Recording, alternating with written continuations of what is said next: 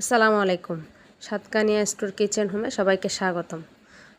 আপনারা সবাই কেমন আছেন? আলহামদুলিল্লাহ আমি ভালো আছি। আজকে নিয়ে এসেছি মরলা মাছের রেসিপি নিয়ে।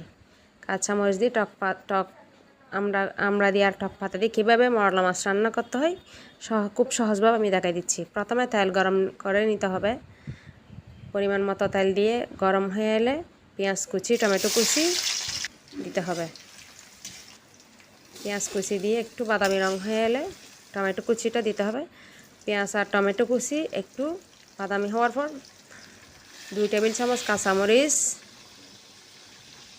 1 চা চামচ হলুদ গুঁড়া, 1 চা চামচ ধনে গুঁড়া, 1 টেবিল চামচ লবণ সব একসাথে দিয়ে ভালোভাবে কষিয়ে নিতে হবে। ভালো করে কষিয়ে নেওয়ার পর আমি আলু দিয়ে মরলা মাছ রান্না করতেছি, তাই আলুগুলো আগে কষাতে হবে।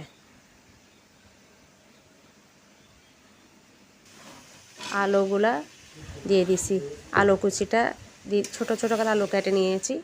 আলুটা দিয়ে আগে ভালো করে একটু কষিয়ে নিচ্ছি। কিছুক্ষণ পর্যন্ত ঢেকে দিতে হবে। আলুটা একটু নরম হয়ে এলে, সিদ্ধ হয়ে এলে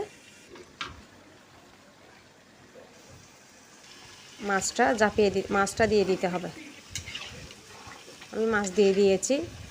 কিছুক্ষণ আলুগুলো একটু নরম হওয়ার পরে আমি মাছ ঢেলে দিয়েছি। মাছ আর আলু আরেকটু কষাতে হবে, একটু নরম হতে হবে। কিছুক্ষণ পর নরম যখন হয়ে আসবে, সিদ্ধ হয়ে আসবে, তখন আমি টমেটো দিয়ে আবার একটু ঢেকে দিয়ে সিদ্ধ করতে দিছি। এবার ঝোল দিয়ে সিদ্ধ করতে দিছি। এরপর কিছুক্ষণ পর একটু টক পাতা দিয়ে দিয়েছি। হয়ে গিয়েছে। এবার ধনে পাতা দিয়ে নামিয়ে নেব। আলহামদুলিল্লাহ হয়ে গিয়েছে মরলা মাছের কাঁচামরিচ দিয়ে মরলা মাছের টক পাতা দিয়ে রান্না রেসিপি। আপনারা চাইলে যার যেটা ইচ্ছা টক দিতে পারবেন, আবার স্কিপ করতে চাইলে টকটা স্কিপ করতে পারবেন। আশা করি আমার ভিডিওটা ভালো লাগবে। আর যদি ভালো লাগে লাইক, কমেন্ট, শেয়ার করবেন। আসসালামু আলাইকুম। আল্লাহ হাফেজ।